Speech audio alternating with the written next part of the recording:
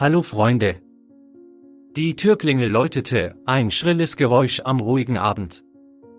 Alyona, vertieft in ein Buch, registrierte es zunächst kaum. Dann durchbohrte der eindringliche Ring ihre Konzentration.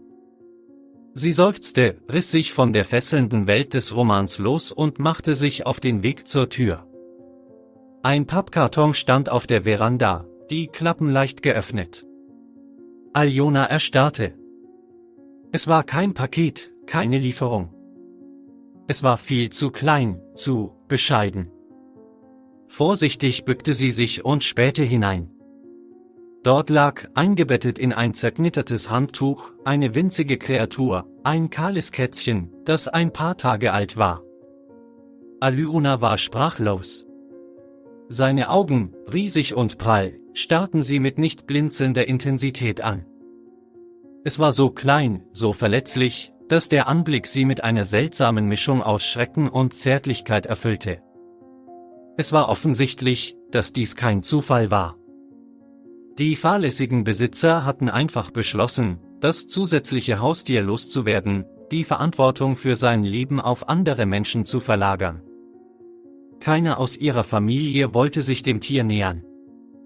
Ihr Vater, ein Mann mit starken Überzeugungen, erklärte es zu einer Laune der Natur, und ihre Mutter, die sich immer Sorgen um ihre eigenen Allergien machte, schauderte bei ihrem Anblick.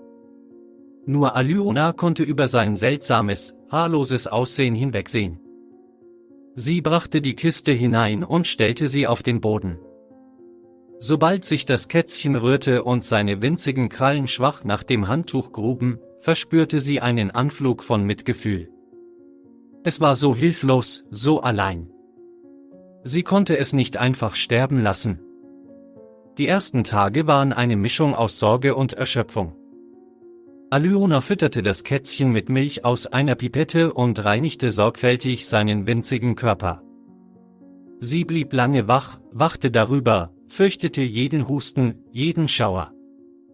Das Kätzchen, sie nannte es Leo, war ein Kämpfer. Er begann langsam zu gedeihen, seine Haut wurde samtig weich, seine Augen funkelten mit einer fast menschlichen Intelligenz. Die Familie, anfangs zögerlich, erwärmte sich für Leo.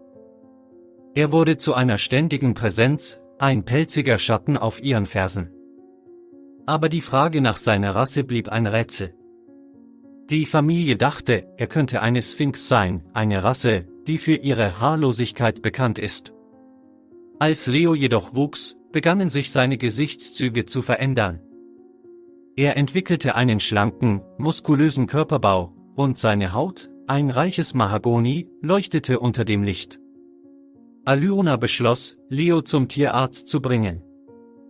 Der Tierarzt bestätigte nach gründlicher Untersuchung, was Alyona zu vermuten begann: Leo war ein Peterbald, eine seltene Rasse, die für ihr sanftes Wesen und ihr einzigartiges Aussehen bekannt ist. Der Tierarzt kicherte und erklärte, dass Peterbalds für ihre liebevolle Persönlichkeit geschätzt werden und einen hohen Preis erzielen können.